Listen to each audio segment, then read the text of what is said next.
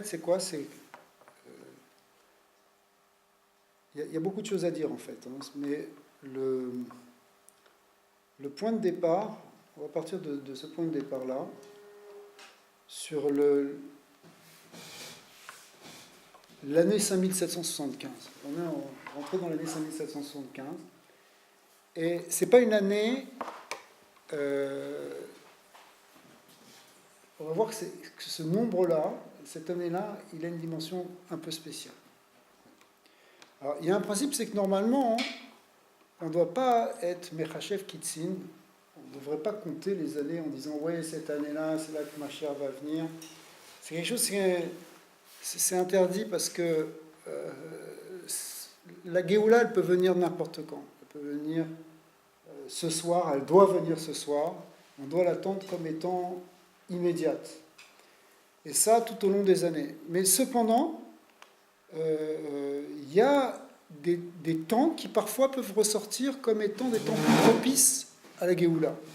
On voit ça que de plusieurs prophètes qui ont donné des illusions, d'autres Chachamim, des Mekoubalim, il y a des dates qui sont marquées dans le Zohar.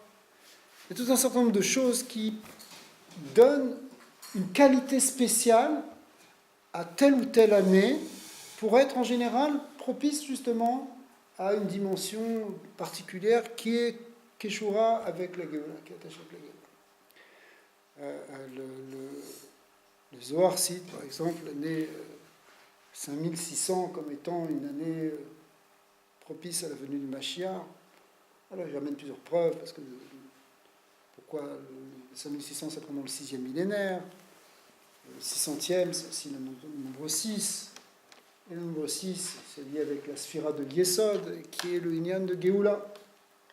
Alors, il y a ce certain nombre de choses comme ça. Mais le Tzemar Tzedek dit clairement qu'on n'a absolument pas le droit d'être Mechachev Kitsin, et que on ne peut pas le compter comme étant quelque chose qui est obligatoirement c'est ça qui va se passer. On ne peut pas le voir comme ça. On peut le voir comme une efcharout il peut se passer quelque chose dans cette année, ou plus exactement, si cette date ou telle date a été marquée, a été décrite déjà à l'avance par des tzadikim ou par des sfarim, eh bien, on doit s'interroger sur quel type de avoda on peut être amené à faire pour tirer le meilleur potentiel de cette année.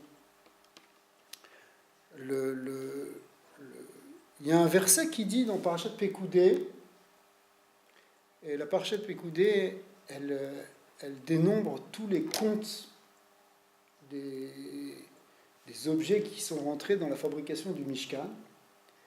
Et à un certain moment, elle arrive au compte de ce qu'on appelle les crochets du Mishkan, les vavines en hébreu. Le vavine, c'est-à-dire le pluriel du mot vav. Et le mot vav veut dire un crochet, il veut dire aussi la lettre vav, parce qu'un crochet a la forme d'une lettre vav. La lettre vav, elle représente symboliquement, de manière, si vous voulez, dans la symbolique visuelle de la lettre vav, chaque lettre représente quelque chose. Le vav représente le crochet. Et dans le nombre de crochets qui étaient faits en argent, et qui servaient à tenir les tentures du Mishkan, eh bien, ce nombre de crochets était au nombre de 1775. Il y avait 1775, c'est ce que la Torah décrit. Alors il y a plusieurs histoires avec le Hanmo Azaken, le Balatania. Il dit la chose suivante. Il dit 1775. Enfin, il y a une histoire, d'abord il y a un témoignage qui dit que quand le Balatania, une fois, il a lu ce verset, il s'est mis à pleurer. Plus récemment, on a entendu une autre histoire, une autre version qu'on a dit au nom du Rabbi Lubavitch, qui dit que une fois le Balatania était en train de lire, vous savez que c'était lui qui lisait toujours la Torah, il était très médagdek dans Kriyat HaTorah, surtout toute la prononciation et surtout les ta'amim. C'était lui-même qui lisait, c'était le Rebbe, mais c'était lui qui lisait la Torah. Et quand il est arrivé à ce verset qui décrit les 1775, je veux dire le verset qui dit Aelef veshva meot, veshva meot vechamesh veshim les Shivim, Vavin, etc. Il a dit, au lieu de dire ALF, le 1000, qui veut dire le 1775, il a dit ELF. Il a changé la voyelle. Sur un patard, il a dit ELF. Et quand on dit ELF, en hébreu, on entend ELF, on entend 5000. ALF, ça veut dire le 1000. ELF, ça veut dire 5000, parce que c'est la lettre He. Pour dire comment on dit plusieurs milliers, He, Elef, ça veut dire He, ça veut dire 5, et Elef, ça veut dire 1000. Vous me suivez? Dalet, Elef, ça veut dire 4000. He, Elef, ça veut dire 5000.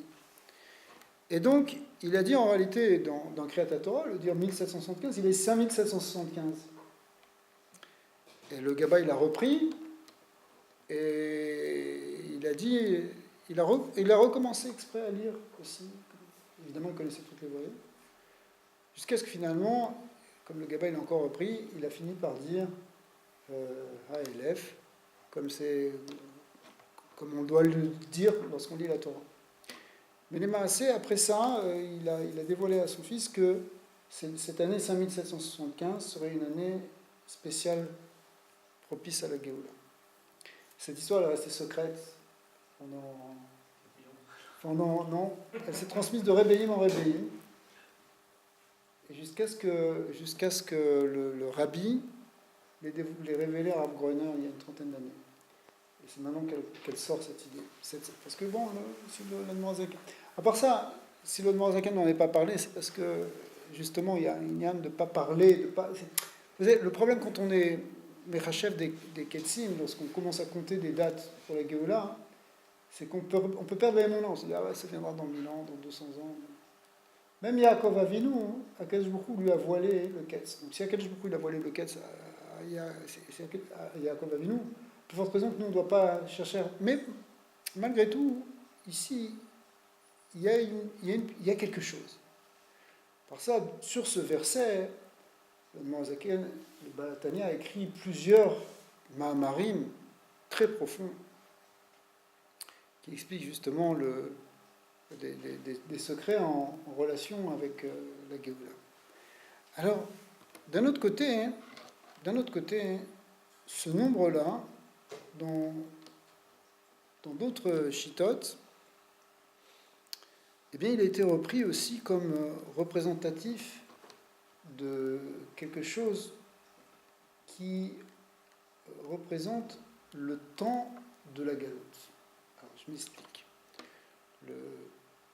Le Hari Akadosh, le Rizal, donc c'était avant le Balatania, explique aussi que les 1775 crochets là dont on parle, en réalité, ils sont à l'origine de ce qu'on appelle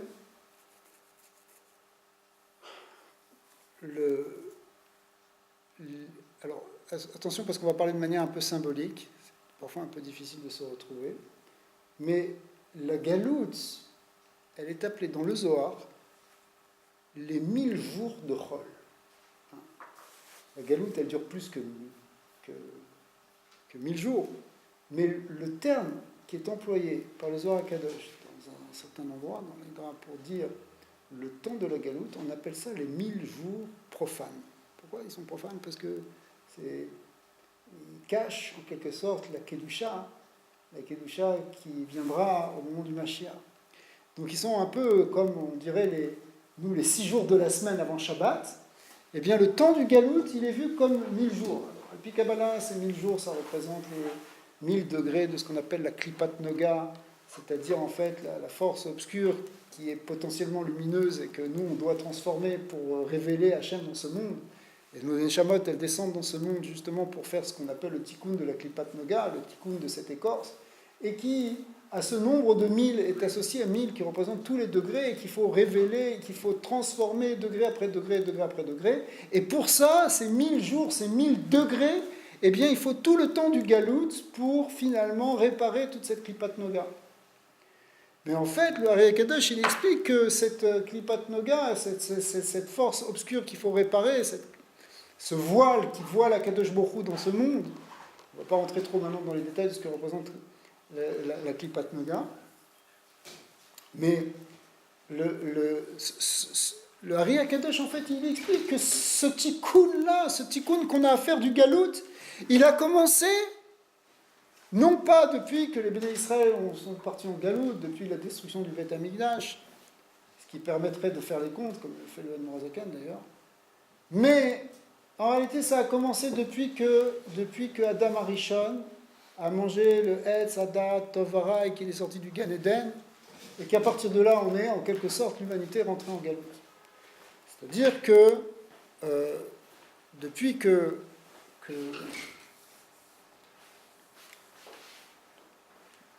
qu'on est rentré, depuis que l'humanité a consommé le Etz, Hadat, Tovara, alors il y a eu ce mélange, il y a eu cette confusion qui s'est établie, et on est venu pour réparer tout ça, on est venu pour arranger tout ça. Alors, ça, c'est tout ça, c'est dur, c'est la durée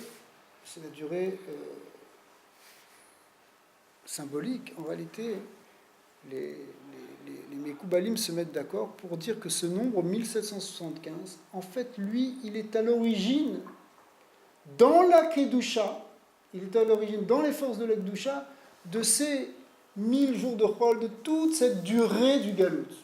Vous me suivez? On a 1000 jours, mais oubliez, ce n'est pas des jours, c'est des degrés. Et ces 1000 jours du Galout, tous ces degrés du Galout, ils ont un shoresh dans des forces saintes, dans des forces sacrées. Et ces forces sacrées, elles sont symbolisées par ces 1775, qui peuvent se lire aussi 5775. C'est pour ça que le Balatania lui-même aussi, il a parlé de 5775. Il est arrivé aussi à ce compte d'une autre manière que je ne vais pas rentrer maintenant dans les détails. Mais il y a cette idée que ce nombre 5775, finalement, il ressort de tous ces textes, qui représente le principe ou l'origine de toute la durée du Galout. C'est pour ça que on peut voir cette date-là comme une date de fin du Galout. C'est pour ça que c'était comme un ketz qu'on a pu voir. En réalité, c'est quoi maintenant la Géoula par rapport au Galout? Ça, c'est le premier point. Le premier point, c'est que donc, cette date-là, elle a une symbolique ici de temps, de durée du Galout et de fin du Galout.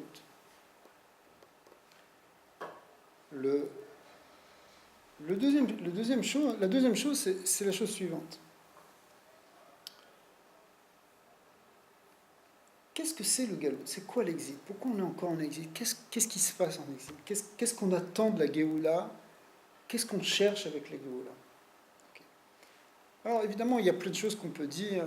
On veut être libéré des nations, on veut vivre normalement, on veut retrouver une paix, une sérénité, etc. Et ça, c'est vrai.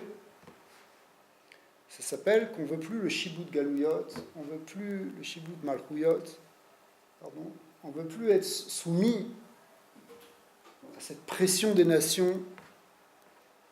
Mais le Zohar Kadosh dit, ok, ça c'est bien, hein, cette idée-là d'être libéré, que le Eretz Israël redevienne, qu'on retourne sur notre terre, etc. Tout ce qu'on peut comprendre sur la Géoula au sens pshat. Mais le Zohar Kadosh dit, Rabbi Shimon dit, ça c'est vrai, mais c'est que la vision superficielle de la Géoula. Parce qu'il y a une vision beaucoup plus profonde de la Géoula qui finalement même est la plus importante. C'est que la Géoula, ça consiste en quoi? Ça consiste au fait que il y a des hommes sur Terre. Bien, ces hommes sur Terre, ils ont une connaissance de Dieu. Parce que être simplement libre pour vivre dans une forme de paix, ça c'est bien. Et on aspire à ça et on demande ça à Kadosh Baruch Hu. Mais on demande aussi un contenu qui est plus profond que ça. Ce contenu plus profond, c'est que Akadosh Baruch Hu réside sur Terre. Que cette paix, c'est pas simplement une paix, mais avec un monde qui a oublié Dieu, mais c'est une paix avec un monde qui connaît Hachem, où Hachem se révèle. D'ailleurs, quand un monde ne connaît pas Hachem, en vérité, on ne peut pas avoir de paix. Okay. Mais ce qui manque, il manque l'âme, il manque l'essentiel en réalité qui permet d'unifier les choses qui sont différentes dans ce monde. et donc les êtres qui sont différents. Au fond, c'est marqué dans le Tanya que l'amour du prochain dépend justement de la connaissance de l'unité de Dieu. C'est le fait que on sait que Hachem il est Echad, et qu'il est le shoresh de toutes les neshamot, et qu'au fond finalement toutes les neshamot elles sont toutes unifiées les unes avec les autres. C'est ça qui fait qu'on va vraiment être capable d'aimer notre prochain. Parce que si tu le vois comme quelque chose de différent, comme quelque chose qui n'a rien à voir avec toi, alors qui n'a pas de kécher, c'est très difficile d'avoir d'amour. Ouais. Par contre, si tu sais que cet être-là, en réalité, c'est comme un bras et un autre bras par rapport à toi, c'est-à-dire qu'en fin de compte, on fait tous partie du même être. Alors ça, ve'afta kamocha, c'est l'imamage kamocha. Ok. Alors, cette idée de connaissance d'Hachem, en réalité, elle implique que Dieu se révèle en quelque sorte sur terre. Que la Géoula, c'est pas simplement qu'on est libéré, c'est qu'il y a une révélation à nouveau d'Akadosh Baruch Hu, comme il y a eu d'une certaine manière au Har Sinaï. Sinaï, on a vécu la Géoula. C'était un moment où, Pascal Zohamatan, où il n'y avait plus la force du Yetzara, on était libéré de toute oppression. On était mamash des bnechorim, des gens libres, libérés de toutes les servitudes représentées par l'Égypte, le Bet Avadim. Et ce qu'on va vivre au moment de la venue du Mashiach, c'est aussi cette libération. Mais cette libération, elle va, comme on vient de le dire, avec cette idée que Hachem est connu.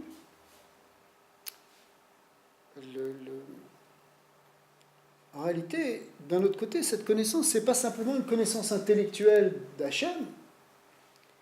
Le date d'Hachem, c'est la dvekout avec le Kadosh Baruch Hu. Rabbi Nachman, dans plusieurs Torot, explique que le date, la connaissance, de manière générale, c'est lié avec la rachamim, avec la bonté.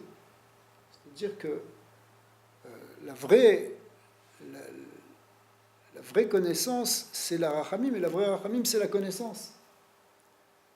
Connaître Hachem, quand on connaît Hachem, c'est là qu'on sent, c'est là qu'on vit, c'est là qu'on voit sa rachmanout. En revanche, quand Dieu est voilé, lorsqu'on ne comprend pas Dieu, alors, en fin de compte, c'est le contraire de la rachamim, c'est-à-dire c'est la midat hadin.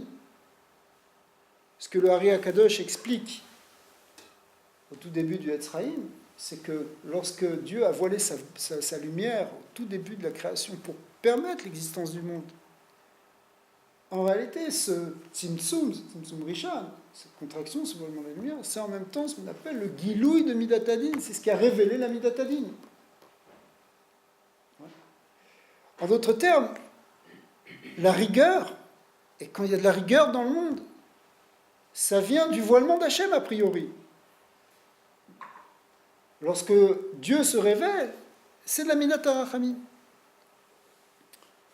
Cependant, et ça c'est un point qui est tout à fait fondamental, la lumière d'Akadosh Baruch Hu, c'est-à-dire la connaissance de Dieu, elle ne peut pas se révéler, ou elle ne doit pas se révéler de manière trop intense et trop forte pour des êtres qui ne sont pas capables de la recevoir. Pourquoi ? Parce qu'à ce moment-là, au lieu que ça se manifeste sous une forme d'amour et de rachamim, ça amène ce que Rabbi Nachman appelle, mais en réalité c'est la même chose que ce qui est marqué dans l'Etzraïm, ce qu'il appelle un ribouille or. Trop de lumière, c'est magique. Ça amène le dommage. La lumière, elle est bénéfique, c'est elle la source de vie, c'est le chesed. Le premier jour de la création, c'est quoi ? C'est Vayomer Elokim Yeor. Et ça correspond au chesed. Le premier jour, c'est chesed et le Zohar. Le deuxième jour, c'est Gvura. Okay ? Les 7 jours correspondent aux 7 midot. C'est le shoraj de 7 midot. Et effectivement, quand Hachem dit Yeor, qu'il y ait la lumière, c'est-à-dire c'est le don d'amour, le don de vie. Mais en même temps, tout de suite après, qu'est-ce qu'il est écrit ? Vayeyor. La lumière fut. Pourquoi la lumière fut? Le Zohar HaKadosh explique, et le Zohar HaKadosh explique, que Dieu a retenu cette lumière. Le Zohar dit que c'est devenu un or à Ganouz, une lumière qui a été cachée. Et le HaKadosh explique que c'est le Tzimtzum, c'est le corps du Tzimtzum qui a limité cette lumière. Pourquoi? Parce que s'il y a trop de lumière dans le monde ne peut pas exister, on n'arrive pas, on ne tient pas. C'est comme si tu mets trop d'énergie, c'est par exemple cette lumière, si tu fais passer un courant trop fort, au lieu de donner de la lumière et de la chaleur, elle va craquer, elle va mener finalement d'obscurité. C'est-à-dire que trop d'énergie, trop de lumière, ça amène finalement du crochet.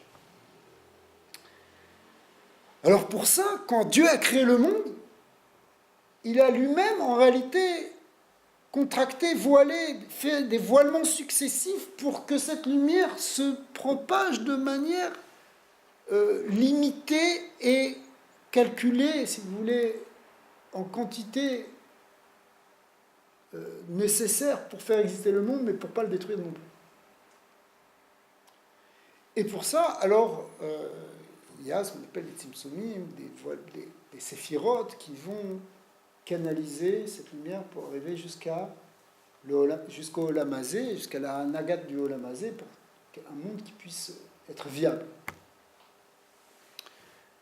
Mais en réalité, on arrive ici à quelque chose d'intéressant, c'est qu'on voit que finalement, par amour pour le monde, pour amour pour ses créatures, Dieu va en même temps limiter sa lumière. C'est-à-dire faire un tzimtzum, mais faire une contraction. Mais en même temps, on a dit que contracter la lumière, la limiter, c'est ça le shoraj du midat hadin. On a quelque chose ici qui est un grand mystère, c'est que le din et le chesed, qui sont deux choses totalement opposées a priori, en réalité, elles sont deux facettes d'une même chose. Pourtant, il y a une grande différence entre chesed et din. Nous, on veut qu'Akadosh Baruch Hu soit béni le monde avec chesed et on doit le supplier, on va arriver à ça d'ailleurs. On va arriver à ça, après on va expliquer ça. Mais d'un autre côté, on voit que le din, c'est-à-dire la contraction, la limitation, le voilement, il est en même temps nécessaire à l'existence. Trop de lumière, c'est pas bon. Donc il faut limiter la lumière, mais la limite, c'est le din, c'est la rigueur, c'est ce qui limite, c'est ce qui retient. D'accord? Donc le din permet le chesed, et en même temps, trop de chesed amène du din. Vous voyez? Donc en réalité, tout ce qu'on doit trouver, c'est un équilibre entre chesed et din. Un din, oui, mais au service du chesed. Un din qui est adouci par le chesed, un din qui est pour le bien, pas pour être dur. On ne peut pas supporter les duretés. Et en même temps, le chesed, on le veut, mais pas un chesed qu'on ne va pas supporter.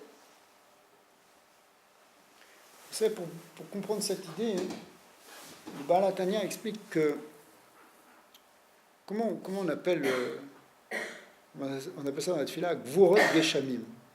Gvurot Geshamim. C'est quoi les Gvurot Geshamim? Atagibor. Gvurot Geshamim, la force des pluies.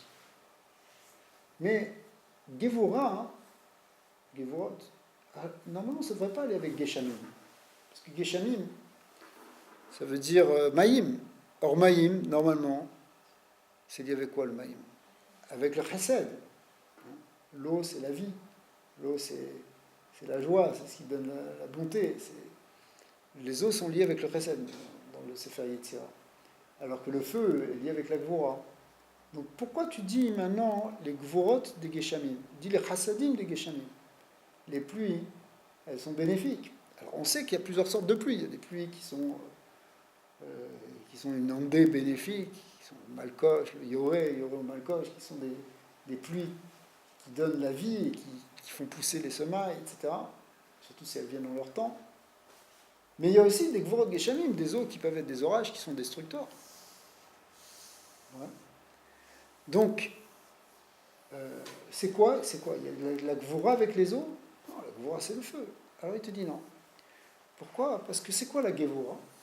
La Gevura c'est le din, c'est la même chose. C'est en réalité du chesed concentré. C'est quoi les Gevurot Geshamim? C'est de l'eau, mais de l'eau qui tape fort. Hein? Quand elle est forte, quand elle est concentrée, quand elle est contractée, elle amène une Gevura. Pour donner un exemple plus moderne, on pourrait donner l'exemple du Karcher.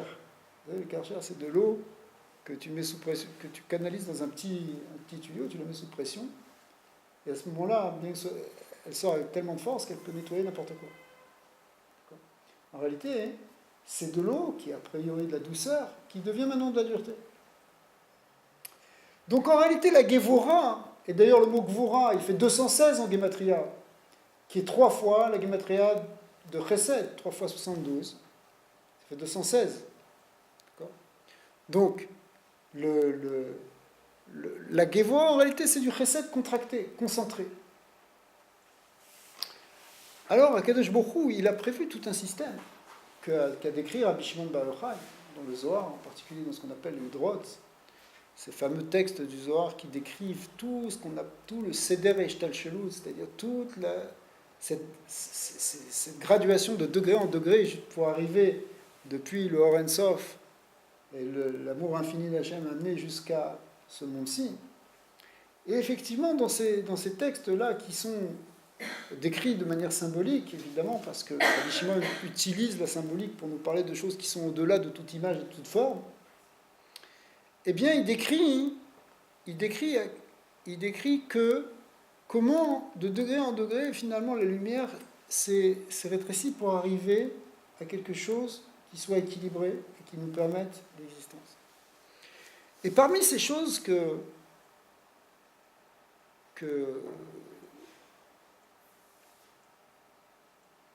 Rabbi Shimon décrit, il décrit les choses avec la symbolique qu'il utilise. Il faut être un petit peu habitué et pas être choqué par ça. Mais il utilise une symbolique anthropomorphique, une symbolique de l'homme. Dieu n'a pas de forme, n'a pas de corps, évidemment. Mais pourtant, pour parler de ses forces, pour parler de justement de cette manifestation qui descend progressivement dans le monde, eh bien, le Zohar en parle en utilisant une forme corporelle. On parle du grand visage de Dieu, des yeux d'Hachem, du nez d'Hachem, du bras d'Hachem. Bien sûr, il n'y a pas de bras, il n'y a pas d'yeux. Mais ce sont des kochot qui descendent dans ce monde pour créer le monde et diriger le monde. Et c'est Hachem qui utilise ses forces dans ce but. Quand on parle de visage, on ne parle pas simplement du visage, on parle aussi donc, de tous les détails du visage. Et en particulier, le Zohar parle de la barbe de ce grand visage de Dieu. Et cette barbe-là, elle est liée avec ces 13 touffes de la barbe, avec ce qu'on appelle les 13 attributs de miséricorde divine. Ce qu'on appelle Tikkun et Dikna, les attributs de la barbe en réalité, c'est la rachamim. Quand on fait tachlir, par exemple, il y a des kavanotes dans lesquelles, pour ceux qui lisent dans certains marzorim, on fait la description de ces Yud Gimel. Tikkun et Dikna, ces 13 parures de la barbe du grand visage, comme étant, dans la symbolique, en réalité, les canaux qui vont permettre de faire descendre cette rachamim. Parce qu'effectivement, la symbolique des Seharot, elle est comme l'idée d'un petit canal qui permet de faire descendre et de canaliser et de graduer justement cette grande lumière qui était contenue dans le cerveau. Et attention, je suis vraiment dans la symbolique. Cette grande lumière très très élevée de Dieu, la faire descendre pour qu'elle se manifeste sous forme de rachamim. Il y a plus que ça en réalité dans le Zohar HaKadosh. On ne parle pas simplement de la barbe, mais on parle aussi des cheveux. Et ces cheveux, en réalité, ils sont l'origine des forces de Rachamim, encore plus élevées même que la barbe. Ils sont ceux qui permettent de canaliser depuis beaucoup plus haut encore, puisque ça vient du sommet du crâne. Ça vient de canaliser des forces de Rachamim. Alors c'est un peu complexe, c'est symbolique, et Rabbi Shimon rentre dans des choses extraordinaires. Comment ils partent de chaque côté, comment ça descend derrière, les 12 touffes, 13 touffes finalement, il y a aussi quelque chose d'incroyable. Mais à un endroit, il dit dans la Hidrazuta que, suivant une version, en tout cas quand on corrige un peu la version, parce que en fait c'est ça la vraie version, il y a juste une petite erreur qui était rentrée dedans, c'est que le nombre de mèches de ses cheveux, il est au nombre de 1775.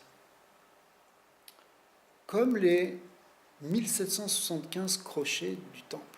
Comme ça dit, comme ça le pshat dans la Hidrazuta.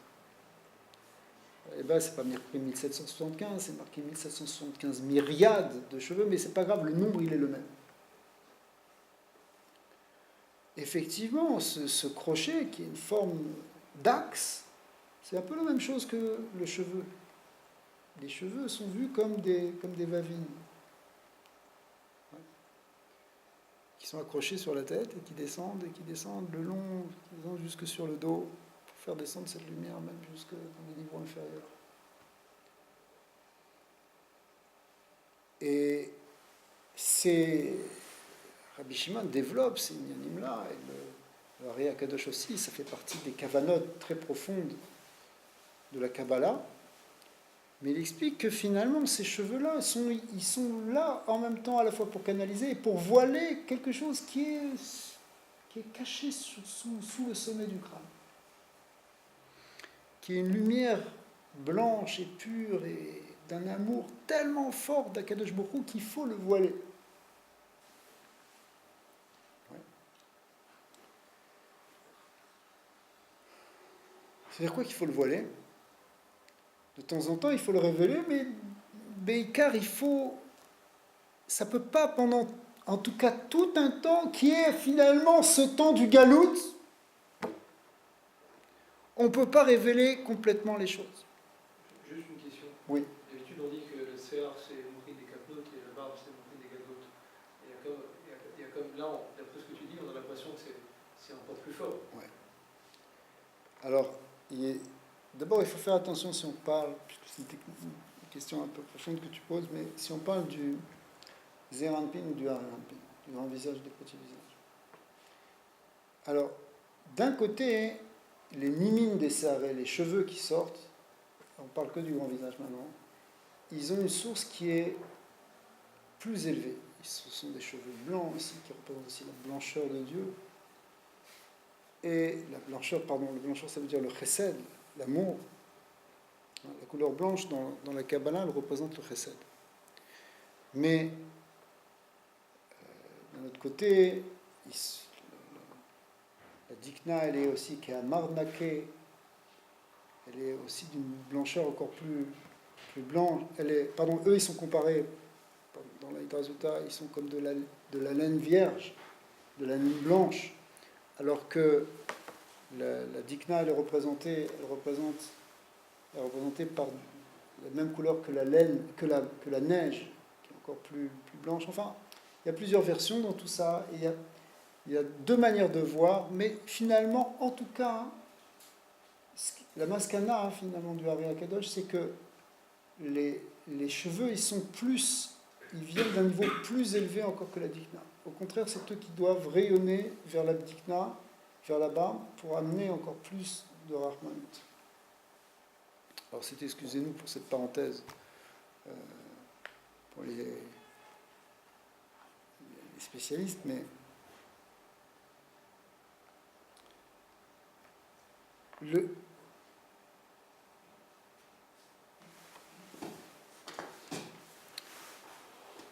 dans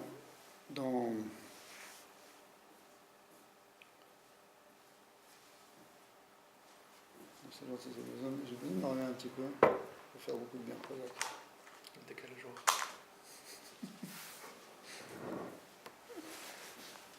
Alors Bekitsour, on voit que ici, encore une fois, on retrouve ce nombre de 1775 qui est la même chose que 5775. Entre parenthèses, on peut dire aussi que le 1775, c'est à partir du 5e millénaire. En tout cas, bon. Il y a une Gemara qui dit dans Baba Batra, hein, et qui est connue, enfin que Rashi ramène plus ou moins dans son commentaire sur la Torah.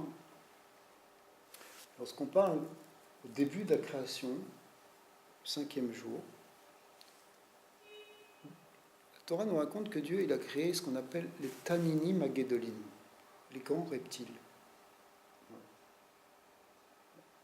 La Tanine Agadol. C'est quoi les Taninim Agedolim? C'est quoi ces grands reptiles? Est-ce qu'on parle des dinosaures là ou de quoi on parle?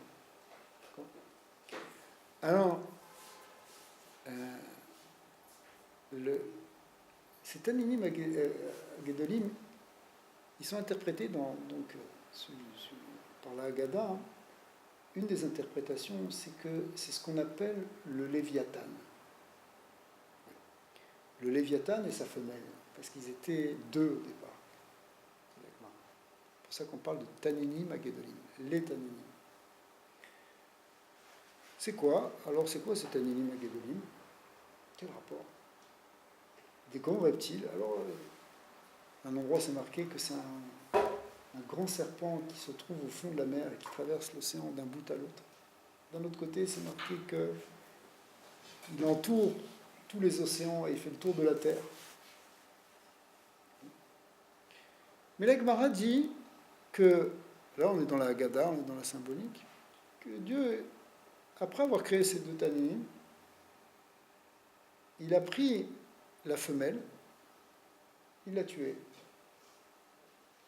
et il l'a salée avec du sel, pour la garder en conserve pour les tzadikim de la Hatid Lavo. Okay. C'est pas très ragoûtant, on n'a peut-être pas envie de manger du Léviathan. Et le mâle, qu'est-ce qu'il en a fait? Il l'a pris, il l'a castré, et il l'a laissé en vie, mais il l'a castré. Fin de la Haggadah. Étonnant comme idée. Le Gaon de Vilna, dans son Pirouche sur le Sifra Desniuta, qui est un passage aussi très profond du Zohar, explique que ici il y a une symbolique très très très forte qui représente justement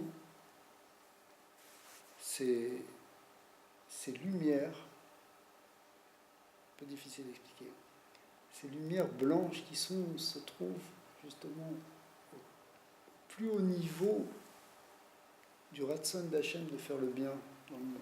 En d'autres termes,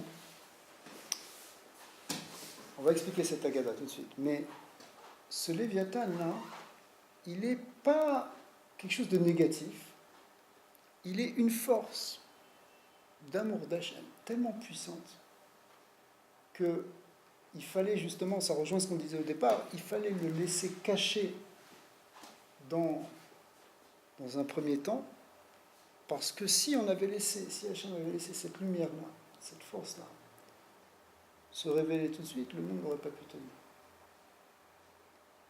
Si on avait laissé c'est ce que dit l'Agma, si on avait laissé ce Léviathan, pourquoi Hachem a été obligé de tuer la femelle? Parce que s'il avait laissé les deux, ça aurait été trop fort. Mais en réalité, c'est quoi? C'est cette idée que le chesed d'Hachem, cette blancheur du chesed, cet amour tellement fort, s'il se révèle trop tôt, s'il se révèle d'un coup, on ne peut pas le supporter. Donc Akadosh Baruch Hu, il a gardé pour les Hatid Lavo. C'est le même secret de ce qu'on a appelé tout à l'heure le Or Aganouz. C'est la même chose, ce Léviathan. Mais en même temps, ce Léviathan, ce grand Tanin, il est le Shoresh, il est la racine du mauvais reptile qu'on appelle nous le Nachash. Comment il est appelé Paro? Paro, il est appelé, dans le verset du Navi, Atanin, Gadol, Robles, Beyehova, le grand reptile, le grand crocodile qui est tapi dans son fleuve. Lui, c'est ce qu'on appelle le Nachash. Paro, c'est le Nachash, en réalité. C'est le Tanin Agadol. Mais le Nachash, il trouve sa source dans ce serpent, dans ce Tanin de Kedusha, qui est en fait une force d'amour d'Hachem. C'est la raison pour laquelle le mot Nachash, il fait la même gematria que Mashiach, 358. Parce qu'en fait, l'origine de cette force du Nachash, elle est en fait une force de Kedusha extrêmement élevée. C'est justement parce qu'il y a une très grande lumière que lui, il peut prendre son existence. Moshe Rabbeinu, quand Hachem lui a dit au buisson ardent, au Séné, il lui a dit, qu'est-ce que tu as dans ta main? Il a dit un bâton, il a dit jette-le par terre, et s'est transformé en quoi? En serpent. Moshe Rabbeinu s'est reculé. Il lui a dit, attrape-le avec son zanav par la queue, et hop, il s'est transformé en bâton. Cette idée-là représente l'idée que le serpent, le Nachash, il vient au départ d'une force de Kedusha. Le maté Elohim, ou le maté Moshe, ça représente l'origine, c'est la force de la Kedusha, c'est le Mishpat. Mais en même temps, c'est ça qui peut produire plus bas la force de Sitracha. Alors pendant toute l'histoire du Galout, finalement, c'est le Nachash qui a tendance à dominer ce monde. Vous savez comment le Zohar HaKadosh nomme le Olam Hazé? Le Zohar HaKadosh, il a un terme incroyable pour désigner ce monde. Il appelle ça, ce monde-ci, il est appelé la peau du serpent. Oui, on habite dans quoi? Dans quoi on est venu? On est venu dans un monde qui s'appelle une peau de serpent. La Tanya ramène ça dans le Tanya. Il explique que notre Neshama est descendu dans ce monde, dans un monde qui est avec une Chitsoniut, avec une force extérieure, avec des forces négatives. Et tout notre travail, c'est de faire des birourim, c'est d'éclaircir, c'est de travailler contre les forces du mal pour révéler, au contraire, les étincelles de Kedusha et les libérer de cette peau du serpent.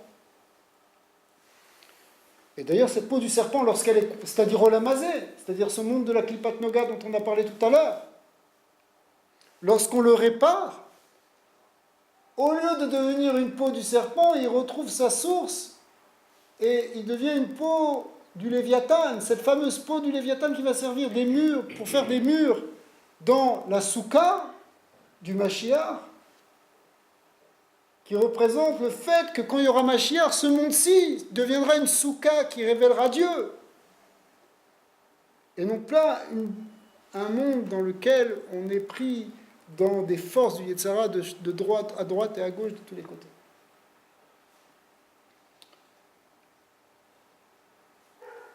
Donc je veux dire que le Léviathan en fait représente le Shoresh. Le Shoresh Metukan. C'est le Shoresh des forces de Ahava, ce qu'on appelle dans le Zohar quelque chose qui est un nom qui est quelque chose, un degré qui est encore plus élevé que les cheveux, qui s'appelle les chivarti, les blancheurs du crâne, symboliquement. Et dans ces blancheurs du crâne, il y en a une qui est au sommet de tout, le Palguta des Sarés, au sommet du crâne, et qui prend deux formes, une forme masculine et une féminine, qui correspondent à ces deux léviathans, en fait, qui font qu'un seul léviathan en réalité. Alors, je vous ai peut-être un peu perdu avec ces symboliques-là de serpents et de grands reptiles et de tout ça. De quoi on parle? On ne parle pas de cuisine ici. Mais il faut savoir que la Torah, des fois, elle peut parler des choses les plus profondes en prenant des exemples, des machalim. C'est vraiment des machalim. Alors, l'idée qui se cache derrière ça, c'est quoi?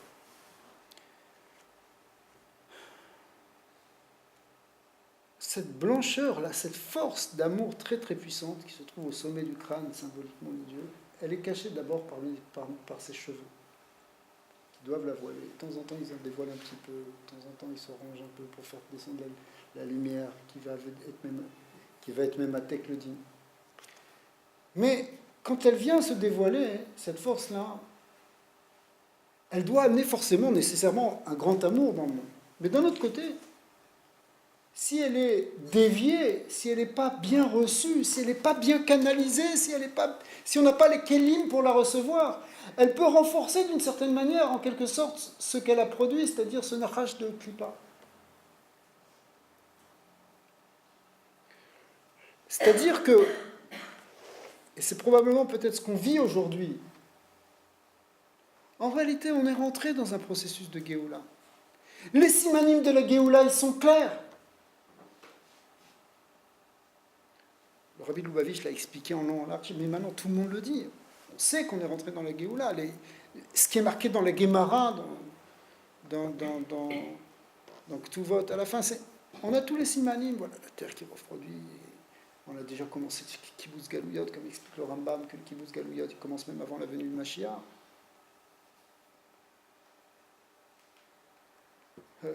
Les simanim négatifs, qu'il y a beaucoup trop de spa, que l'argent ne vaut plus rien. Tout ça, c'est les simanim qu'on voit. Le siman le plus clair étant le fait que la terre d'Eretz Israël, elle refleurit, elle donne des fleurs, elle donne des fruits. Ça, c'est le plus grand siman. Voilà. Pendant tout le temps du Galout, il n'y avait rien qui poussait en Eretz Israël. Aujourd'hui, c'est incroyable. Ça, c'est un siman de la Géoula. On est rentré dans la Géoula. Et pourtant, on voit ce qui s'est passé aujourd'hui. On voit ce qui se passe en ce moment. On voit ce qui se passe depuis 20 ans. Et depuis, même plus que ça, depuis qu'on est rentré dans ce processus de Géoula, c'est pas fini. On voit des dinim. Alors où est le chesed? C'est le midat hadin ou c'est le midat chesed? Quand il y a des pigouim, quand il y a des choses, des nisyonotes qui sont... L'ouyouman, on ne peut pas imaginer qu'est-ce que c'est cette souffrance, qu'est-ce que c'est que cette dureté, qu'est-ce que c'est cette horreur. C'est la midat hadin. C'est quelque chose qui est une force du nachash. C'est le nachash qui a l'impression qui se déchaîne. Des gens qui sont fous, qui viennent et qui tuent pour tuer, c'est-à-dire c'est le corps de la mita, c'est le corps du etzam, ce que le Zohar appelle ilana des mota, l'arbre de la mort. Comme le disent tous ces Arabes qui disent clairement qu'ils préfèrent la mort plus que nous on préfère la vie. C'est vraiment les deux arbres qui s'affrontent, l'arbre de la vie, l'Etzraïm et l'Etzamavet.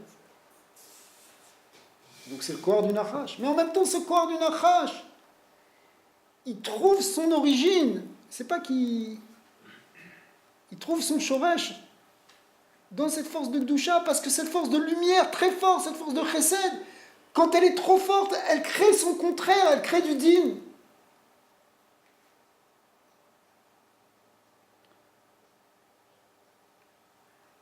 Donc en réalité, le din qu'on vit aujourd'hui, c'est parce que le chesed qui est en train de se dévoiler, il faut qu'on trouve une solution pour qu'il se dévoile sous forme de chesed et pas sous forme de din, si vous voulez. Qu'est-ce que nous on peut faire pour que ça ne devienne pas du din en bas, mais que ça se manifeste réellement comme du chesed, parce que c'est du chesed au fond, ce qu'on veut, ce que Hachem veut.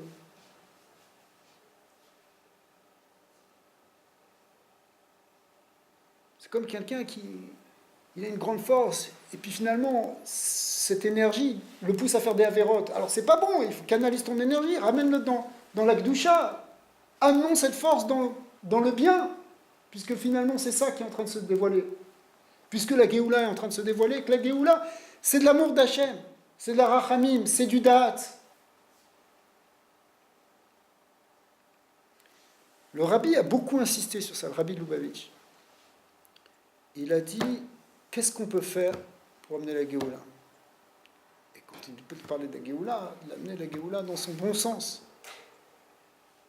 Pas avec les difficultés de l'enfantement, qui sont les gvorot qui viennent quand ce chesed il va trop loin. Il a dit, nous, on doit créer des kelim pour recevoir ce or de chesed. Et pour créer ces kelim, on doit multiplier nous-mêmes les actes de chesed et de tzedaka. Le chesed et la tzedaka, à la fin, c'est la seule chose qui nous reste pour amener la bonté d'Hachem et amener une Géoula amitit. Pas une Géoula qui vient avec ce qu'on appelle les korbanot, les asonot.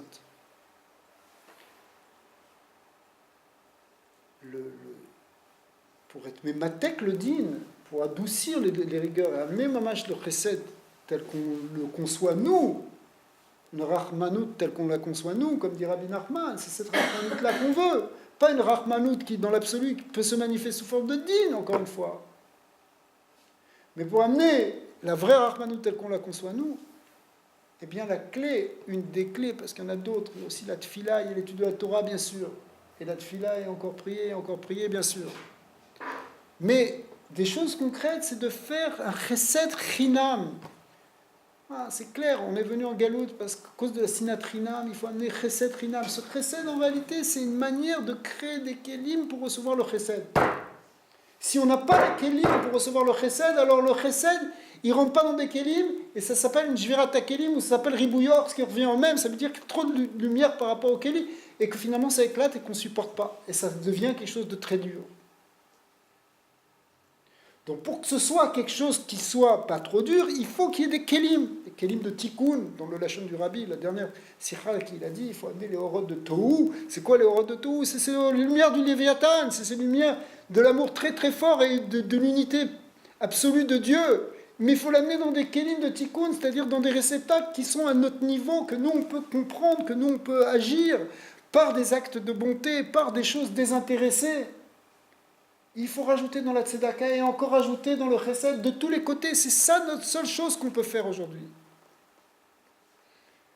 Ça va avec le fait que on a une Ahavat Israël complète, c'est-à-dire qu'on n'est pas dans le jugement, on n'est pas dans la marloquette, on n'est pas dans le fait d'être méhoraire, la mitatadine, en regardant quelqu'un du côté du din.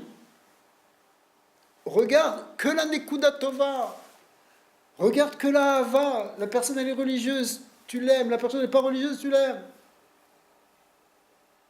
Quelqu'un n'est pas de ton bord, tu lui fais du bien, autant que s'il est de ton bord.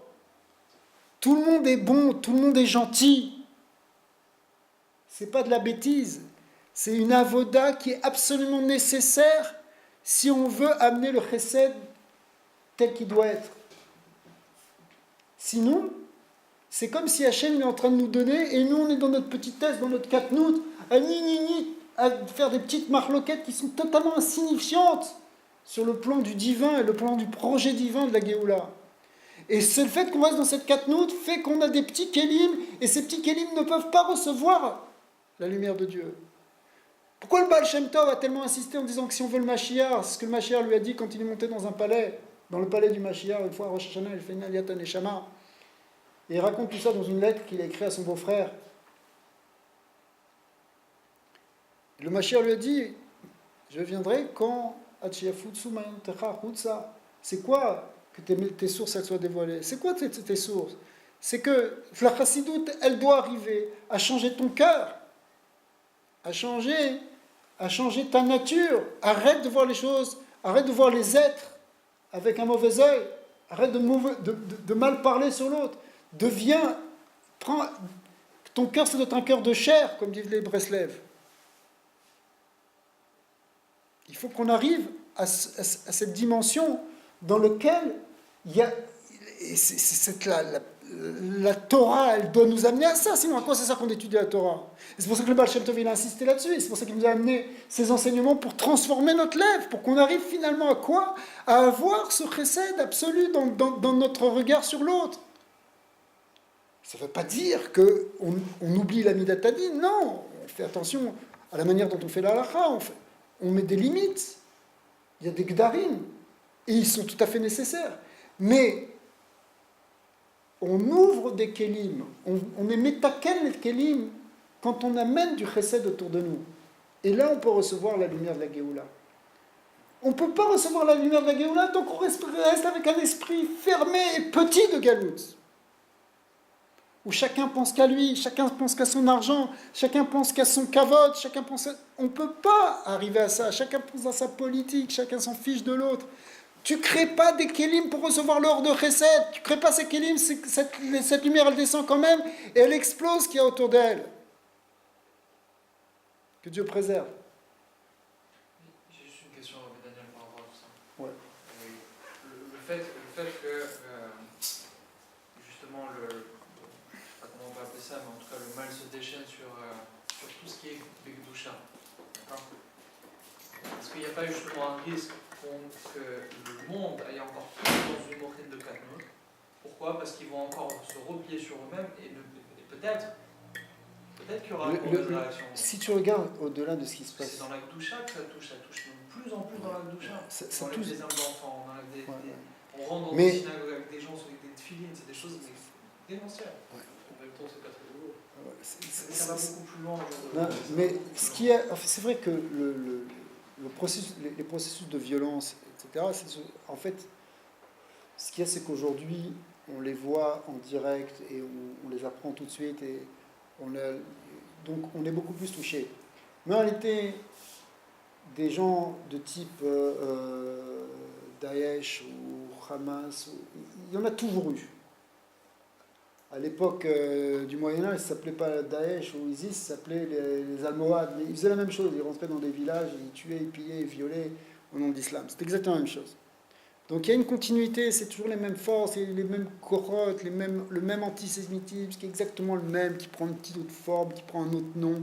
Parce que le Nachash, parce qu'il peut prendre tous les noms, comme on voit que le Samer même, il peut prendre tous les noms, après la lutte que Yaakov Avinu il a fait avec l'ange, qui était en fait l'ange Samer même, il lui a dit, mais quel est ton nom? Il a dit, qu'est-ce que ça?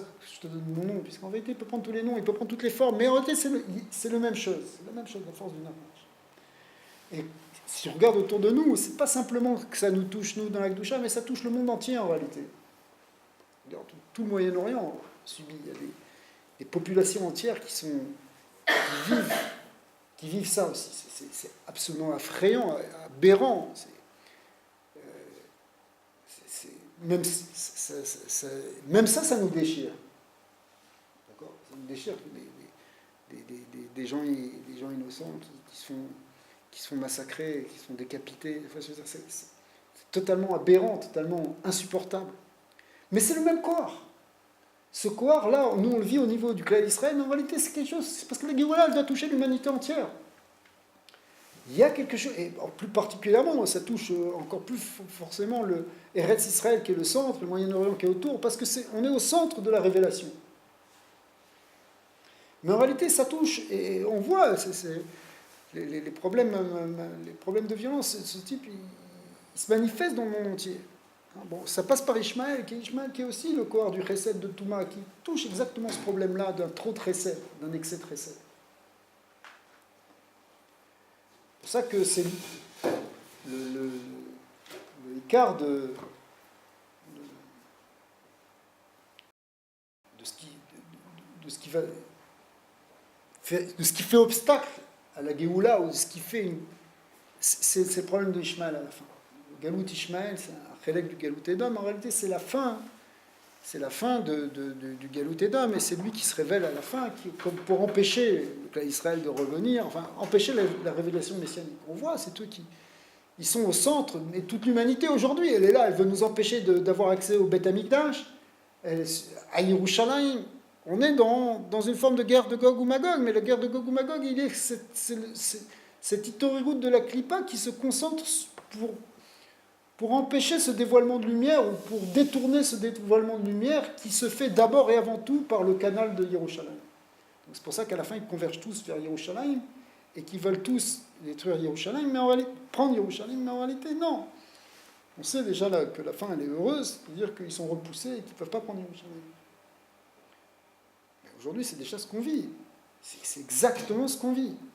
On vit un temps où on voit, et dans les mêmes journées, je veux dire, chaque heure qui passe, c'est les nations qui nous attaquent par des paroles, par des menaces, par des décisions qui sont contre nous et contre Eretz Israël et contre Yerushalayim.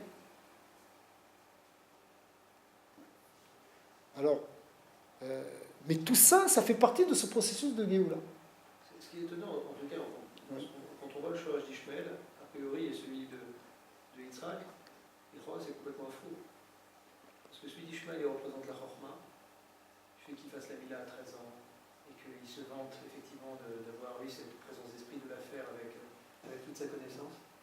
Et de l'autre, celle d'Yitzhak, c'est la four. C'est de faire la Mila du jour, justement être dans tout ce qui est les malades de la Sechel, et dans la Messirot Nefesh, avec la Krava. Oui, Puis là, les valeurs s'inversent. Tu vois bien que Ishmael est beaucoup plus dans ce qu'on appelle la Messirot Nefesh, ça veut dire d'être shahid, etc. Et inversement, nous on est plus dans la Chorma. bon, alors, d'abord, il faut préciser une chose, c'est que Ça enlève bien leur scout, hein, parce qu'ils ont quand même le scout grâce à ça. La bride, c'est leur scout, c'est quoi? C'est Ouais. ça. Chazak. Bochaba, Rabbi Eliyahu. Non, non, on vient de commencer, pas bon. On t'attendait pour qu'on faisait. Oui, Razak, merci en tout cas de nous recevoir. C'est Makom Kadosh, extraordinaire. Hein, c'est, moi, on sent Mamash Nifla. Ouais, bon Hachem, c'est incroyable. Nana. On sent que c'est un Makom plein de douceur, plein de Hava Traverim, tout ça. C'est Mamash extraordinaire.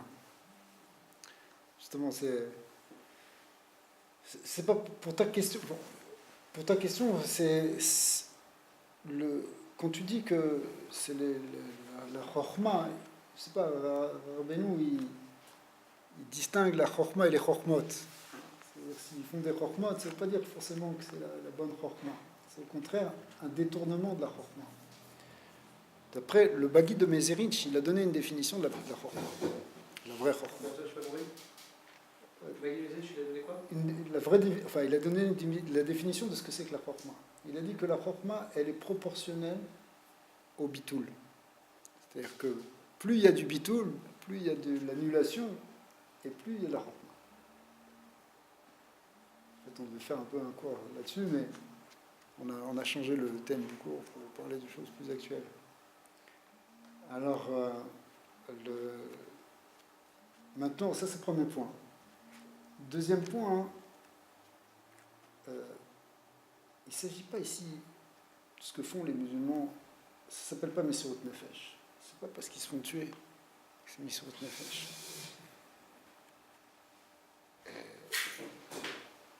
Parce que quand tu donnes Messirot Nefesh,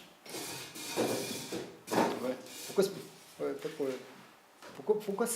Pourquoi c'est pas Messirot Nefesh? Bien sûr, personne ne se tue.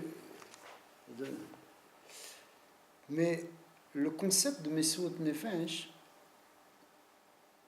tel qu'il est conçu dans la Torah, parce qu'il existe dans la Torah, même au sens Kepshuto, Moser Nafsho, en réalité, c'est pour dévoiler de la vie, pas pour amener de la mort. Lien d'être Messirot Nefesh, c'est quand la vie, elle ne peut continuer que de cette manière. Parce que si on faisait telle chose, ou si on allait dans telle direction, en fin de compte, ce ne serait plus une vie qu'on vivrait, ce serait quelque chose qui serait porteur du contraire de la vie. Par exemple, dans Avérod, il y a Reg, il y a Avor, où il vaut mieux se laisser tuer plutôt que de faire, que d'assassiner, ou faire Gilou Yarayot, ou faire Avodazara. Parce qu'on considère que si on continue à vivre de cette manière, en réalité, ce serait quelque chose qui voilerait plus la vie véritable, la vie spirituelle, qu'autre chose. Donc, le fait de ne pas faire cette mitzvah au prix de sa vie, enfin, de ne pas faire cette avéra au prix de sa vie, de faire donc, ça, c'est quelque chose qui, même si on a l'impression que c'est au prix de notre vie, en réalité, c'est ça qui amène la vraie vie. Donc, la Messirot Nefesh, telle qu'elle est conçue par Israël, c'est pas parce qu'on veut tuer pour tuer. Le corps chez Ishmael aujourd'hui, des gens qui font ça, ça vient réellement il en a des motas de ce Etz Mavet, qui est le désir de mort, la pulsion de mort. C'est des gens qui, finalement, ont une espèce de jouissance totalement morbide dans l'acte de mort, dans l'acte de tuer et de se tuer. Et donc ça ne peut pas être du tout mis en relation avec le concept de Messirut Nefesh, ou plutôt exactement, c'en est l'opposé extrême, comme tout à l'heure on a vu, le serpent est l'opposé de cette force d'amour très très puissante d'Hachem, qui est représentée par le Léviathan. Le Sifra de Sninta, le pied rouge du Gan de Vina en Sifra de Sninta, il explique que le Léviathan, il représente la force la plus élevée de l'amour de Dieu, ce qu'on appelle le shoresh des plus hautes midot du chesed d'Hachem. Mais en même temps, il va être le shoresh, et tout en bas, ça peut se manifester par le nachash, la force du mal. Je vais expliquer ça sur l'union de Rebouille. Alors, donc, Ishmaël, il apparaît comme celui qui vient maintenant. Le Zohar Kadosh, il dit qu'à la fin, Ishmaël, il vient et il dit « Oui, mais Eretz Israël, pourquoi c'est pas pour moi? Moi aussi, je suis Maoul. » D'accord? Ve'amer tzadikim, kulam tzadikim, pardon, ve'amer kulam tzadikim, l'olam yirshu haaretz, que si on, puisque le fait qu'on est tzadikim, c'est-à-dire qu'on est Maoul, qu'on est Meoulim, qu'on a fait la Brit Mila, ça nous donne un srout sur Eretz Israël. Donc il vient, il tonne ça, l'ange d'Ishmaël vient et dit « Moi je dois rester sur Eretz Israël, c'est à moi. C'est moi qui l'ai hérité. » Jusqu'à ce que finalement il y a un birour, que mal vélo para, que quelqu'un qui a fait la Brit Mila mais qui n'a fait pas la priya, c'est-à-dire qui n'a pas enlevé au fond de lui cet attachement aux forces du mal, c'est-à-dire qui apparaît comme un Ben Adam, comme quelqu'un de Rouhani, parce que c'est ça la notion de Adam, c'est quelqu'un qui connaît Dieu, mais malgré tout, qui n'a pas enlevé cette clipa intérieure, alors il reste un Péré Adam, il est Adam et Péré, c'est-à-dire qu'il reste un homme sauvage finalement, et donc ça crée cette sauvagerie. Donc finalement il va se disqualifier, ça c'est l'union de Ishmaël. Mais Ishmaël, il est celui qui vient en même temps réveiller Israël, entre guillemets. Le Sar Ishmaël, ce fameux Sar Ishmaël qui vient et qui est Toen ça devant, il est exactement, les lettres de Sar Ishmaël, c'est exactement la Tmoura, c'est plus qu'une gématria, c'est la Tmoura des lettres de Shema Israël. Sar Ishmaël, c'est Shema Israël. D'accord. Effectivement, c'est-à-dire que notre réponse à nous, c'est Shema Israël. Ce par quoi on peut répondre à cette clipa qui vient du Sar d'Ishmaël aujourd'hui, c'est par Shema Israël. C'est quoi Shema Israël? C'est s'attacher à l'unité de Dieu et en même temps, comme on l'a vu tout à l'heure, c'est en même temps le shoresh de la Havat Israël. Parce que on peut arriver réellement à la Havat Israël, explique le Balatania, que si on comprend qu'en fait on a tous un seul shoresh, qu'on est tous un dans l'origine. Et pour ça vient de la compréhension du Yichud Hashem. C'est-à-dire que la méditation profonde sur le Yichud d'Hachem, elle doit générer, si on la fait bien, transformer nos sentiments en un sentiment véritable de Havat Israël.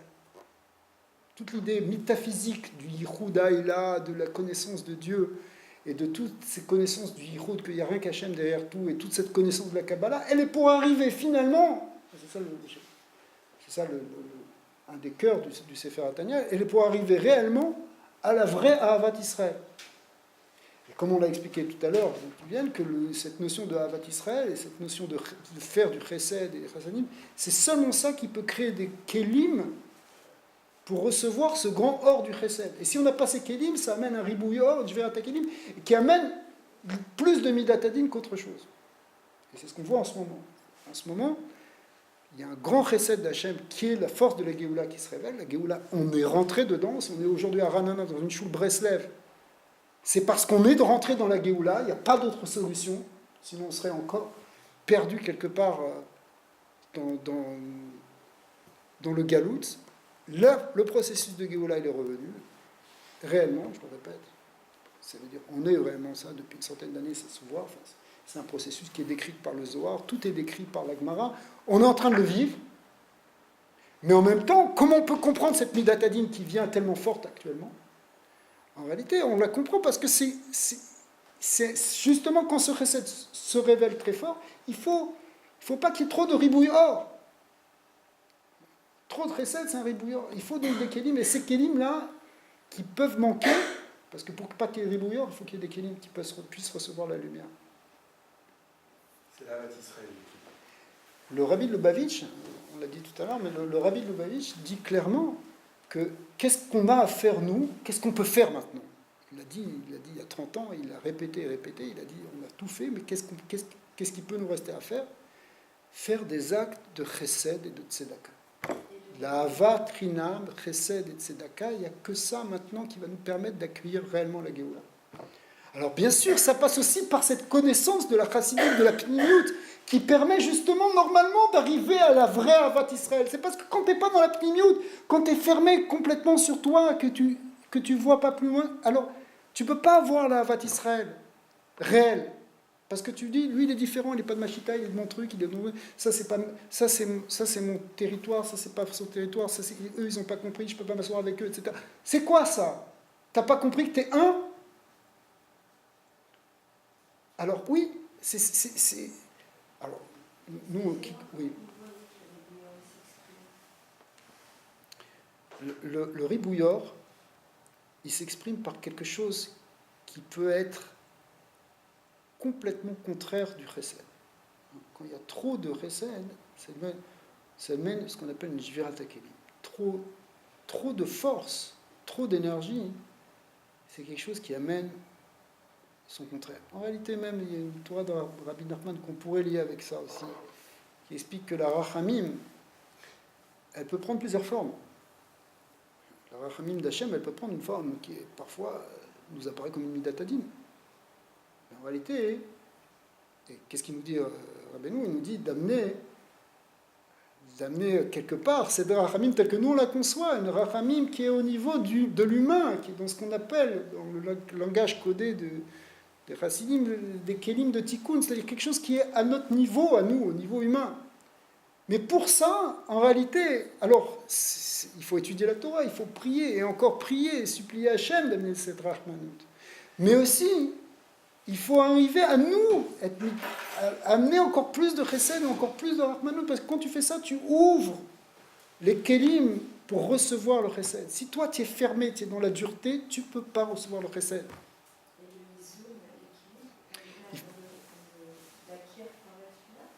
On l'acquiert.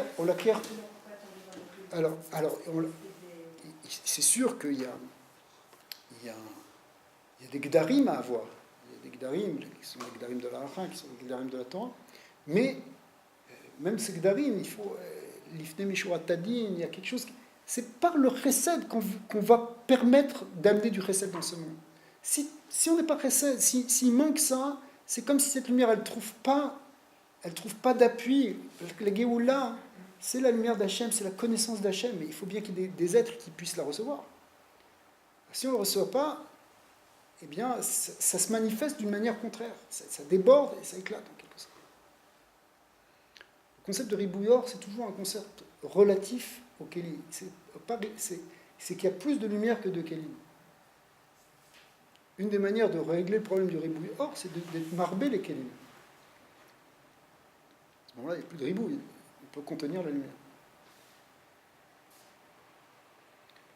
Alors, Mistama, notre avoda, enfin, tout ce que le Rabbi a dit, c'est...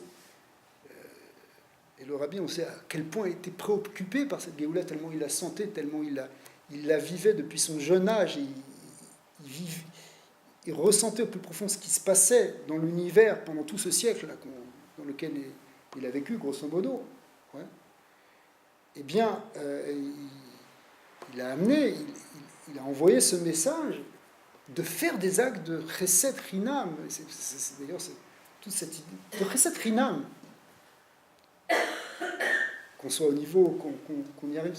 En tout cas, il faut avancer dans ça. Il n'y a que ça qui peut il n'y a que ça qu'on peut faire. Aujourd'hui, qu'est-ce qu'on peut faire? Okay. Bien sûr, il y a peut-être des décisions à prendre au niveau même chalet, etc. Mais en réalité, même ça, on voit qu'on arrive dans des goulots d'étranglement dans lesquels on ne sait même plus quoi faire. Personne ne sait quoi faire. Mais ce qu'on sait faire, ce qu'on peut faire, c'est arriver à ça. Et le reste, supplier à Kakadosh Baruch Hu, il nous amène la Géoula Berachamim.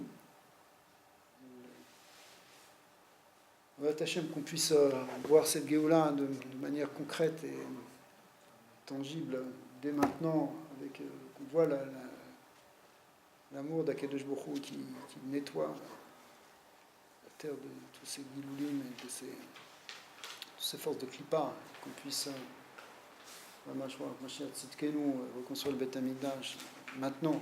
On ne sait pas comment ça va se faire, on sait pas.